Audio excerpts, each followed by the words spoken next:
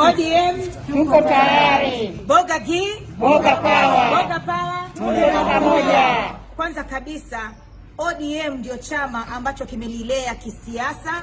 Nimeanza siasa nikiwa kwenye ODM na Raila Amolo Odinga amenilea mimi na amenipenda kama mtoto wake, ndiposa amenikaribisha nyumbani. Aliponipigia simu tukaongea, tumeongea mambo mengi, na mimi nikamwambia baba, kama unaweza kunikaribisha, shetani ameshindwa na ameshindwa kweli. Na hapa Msambweni tunajua there is a devil who has come to steal, to kill and to destroy. We have a common enemy ambao tunataka kumwangamiza hapa Msambweni. Tunataka wanawake wetu wa hapa Msambweni wasiangamie, vijana wetu wasiangamie, na chama kiko imara. Kama vile walikuwa wamefikiria pengine chama kina yumba, tunataka kuambia chama kiko imara, mtoto amerudi nyumbani, na hapa Msambweni wataona kivumbi. Yale mengine yalikuwa ni sarakasi tu ya kisiasa, walikuwa wamejaribu, lakini siku zote shetani hawezi kupata njia, haswa hapa ODM. Sisi tuko na furaha, na mimi nina furaha zaidi. Na hata mheshimiwa Boga alikuwa anapaswa kuwa hapa, lakini sote tunajua mambo ya corona kidogo imezidi, lakini kule pia shetani atashindwa. Kwa hiyo wenzangu, kina mama wenzangu, kwa vijana na wale supporters wenzangu ambao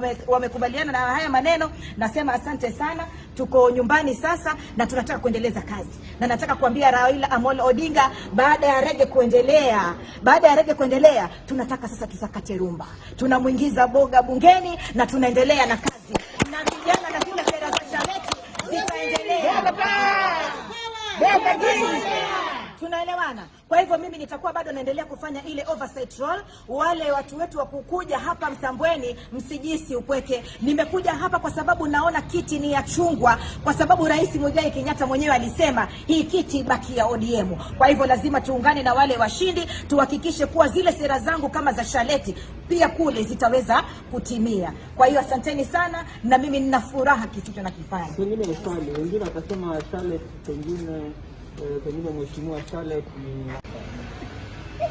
Unajua mimi na wewe hatujui kama hiyo tutafika, lakini kwa uwezo wa Mwenyezi Mungu tukifika pale tutajua mwelekeo ni upi. Na mimi nashukuru Mungu, supporters wangu tuliketi chini tukaelimishana, tukasema sisi hapa hatuwezi tukaruhusu shetani ya kuja sambaratishe Msambweni. Hatuwezi kuruhusu wezi wa mashamba wakuje waibe shamba za watu wa Msambweni. Hatuwezi kuruhusu vijana wetu waletewe mawili baro na masijui nini kuja kuangamizwa hapa. Boga G, Boga Power. Sisi tumesema sisi lazima tushikane, ndio yule shetani asipate hapa njia wala asipate mwangaza ya kuingia. Na tukasema tukisambaratika, nyumba ikisambaratika, basi hapa Msambweni tutakuwa tumeipoteza. Ndio maana nikasema wacha nirudi nyumbani niende mambo sasa.